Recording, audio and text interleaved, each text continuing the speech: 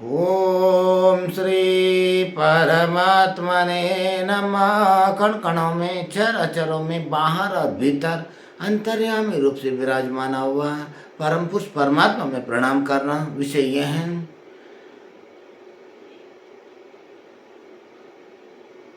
शिव पार्वती संवाद रूप में परमात्मा की अनुभूतियां 112 विज्ञान भैरव तंत्र में शिव जी पार्वती को उत्तर देता है। शिव जी पार्वती प्रश्न पूछता है। प्रश्न तो एक ही है, उत्तर 112 है। प्रश्न संसार में रह के भी और गृहस्थ में रह के भी पूजा नहीं जानो, जप नहीं जानो, ध्यान नहीं जानो, कोई ऐसा विधि है प्रभु? जब वो शिव जी 8वीं विधि में बता रहा है, और ये विधि है सांस पर प्रश्वास के बीच के प्रकृति के विराम गैप पर आधारित है। और सांस की रुकना नहीं है, बल्कि जहाँ सांस स्वयं रुकता है वह चेतन को ठिकाना है। इस 8वीं विधि हम देखेंगे शिव पार्वती संवाद रूप में। पार्वती पूछता है, हे नाथ, क्या श्वास के मध्य से भी उस परम तत्व को जान सकता है? पार्वती पूछता है, हे नाथ, ये क्या श्वास के मध्य में भी हम परम तत्व को जान सकता है? जब शिव जी बताता है, जब श्वास भीतर जाकर स्वयं थम जाता है, जब श्वास भीतर जाकर स्वयं ही थम जाता, रुक जाता है, और जब बाहर जाकर फिर स्वयं रुकता है। सांस भीतर जाकर स्वयं थम जाता है और जब बाहर जाकर फिर स्वयं रुक जाता है। उन दोनों को शून्य क्षण में चित्त को स्थिर कर दो, वो परम शिव प्रकट हो जाता है। सब परम शिव प्रकट हो जाता है और प्रकट हो जाता है। और श्वास भरने के अंत में और छोड़ने के अंत में जो स्वभाव के विराम है वही शिव है, वही परमात्मा है। श्वास भरने के अंत में और श्वास छोड़ने के अंत में जो परम विराम है उसी में वही शिव है, वही परमात्मा है। इस विधि को हम किस प्रकार आरंभ कर सकता है?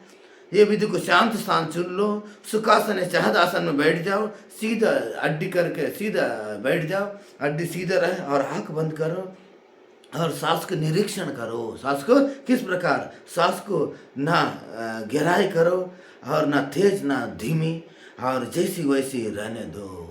कैसे करो? शांति से बैठ जाओ, सांस को धीरे से देखते रहो, ना गहराई देना है, ना लंबी लेना है, ना छोड़ना है। और सांस को जैसे चल रहा है चलने दो। और सांस भीतर जाता है, अंत में एक क्षण आता है वो जहाँ सांस स्वयं रुक जाता है, वहाँ कुछ ना करो, केवल जागरूक रहे। भीतर जाता है और जहाँ एक क्षण में रुक जाता है वो क्षण में तुम केवल देखो। और सांस बाहर जाता है, बाहर अंत में जो भी एक स्वभाव विराम आता है उस क्षण में दो, वो जागृति को तुम देखने लग जाओ। और सांस रुकना नहीं है और मन नहीं रुकना, केवल उस शून्य को पहचानना है जहाँ प्राण मनों की धुन में थम जाता है, जहाँ प्राण और मन की दोनों को थम जाता है। ये विधि की विशेषता है। प्राण और चित्त एक साथ शांत होता है और बिना प्रयास की ध्यान घटित होने लग जाता है और शरीर मन से परा चेतन की बोध होने लग जाता है। मैं शरीर और मन से भी परा हूँ, ऐसा बोध होने लग जाता है। और ये साधन करने वाले की का संकेत है।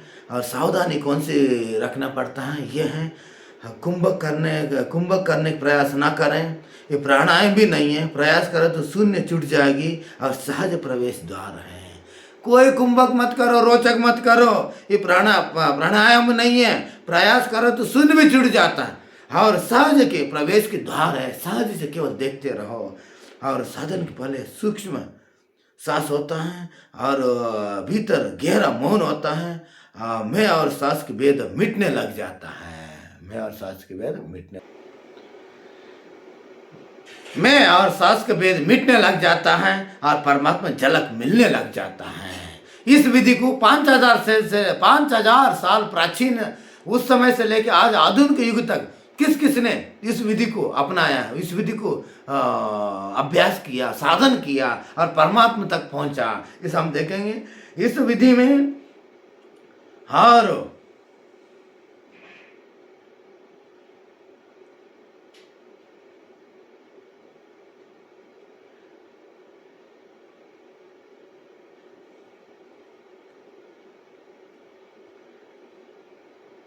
वैदिक परंपरा में वैदिक ऋषि लोग प्राण के ऋतु, प्राण को ब्रह्म से जोड़ने के साधन उपनिषद में संकेत दिया है। प्राणो ब्रह्म, प्राण लियति मना, और सांस के विराम के ब्रह्म की बोध। और इसी प्रकार काश्मीर शैव परंपरा में वासुदेव, वसुगुप्त, सोमानंद और उल्पला देव, अभिनव गुप्ता और उनने कहा है और प्राण शून्य में चित्त विश्रांति और प्राण जहाँ रुकता है वह जहाँ भी हम भी गल जाता है। और नाथ संप्रदाय में मचेंद्र नाथ जी, गुरु गोरखनाथ जी और अटयोग में उस वर्णित है सहज कुंभक, केवल कुंभक। और नाथों ने भी कहा है कुंभक किया नहीं जाता, घटित होता है। इसी प्रकार कोलाचार संप्रदाय की और त्रोट का क्रम परंपरा श्वास के विराम शक्ति के लय बिंदु माना जाता है। और उसी प्रकार बौद्ध लोग अनपयासिता और जैन और तिब्बत में भी इसका अनुसाधन किया है। इसी प्रकार सांस के अंत में आने वाली और नेचुरल भूस और ये शून्यता की साक्षात्कार, नाम अलग है, अनुभव एक ही है। अघोरी और अवधूत परंपरा, स्मशान साधन, सहज व्यवस्था, बिना विधि की प्राण को ठहराने में अहंकार को विसर्जित हो जाता है। आधुनिक काल में स्वामी लक्ष्मण जी और इसके बाद रमण महर्षि सास पर नहीं, वह पर विराम के बोध है। और रजनीश ओशो और वो कहता है सांस के विराम तुम्हारे नहीं है, वो ईश्वर की द्वार है। इस विधि विशेषता क्या इस युग में तक जीवित रहा? सरल प्रकृति को किसी विश्वास की आवश्यकता नहीं है। शरीर, मन, प्राण तीनों की परा ले जाता है, ये 8वीं विधि ले जाता है। और सांस के रुकने की प्रयास नहीं है, जोर से अभ्यास नहीं है, वह सजगत की साधन है, टेक्निक नहीं है। और 5000 साल से साधक बदले, नाम बदले, भाषा बदले, लेकिन सांस की विराम शिव को देखने की विधि नहीं बदला। ओम श्री परमात्मने नमः।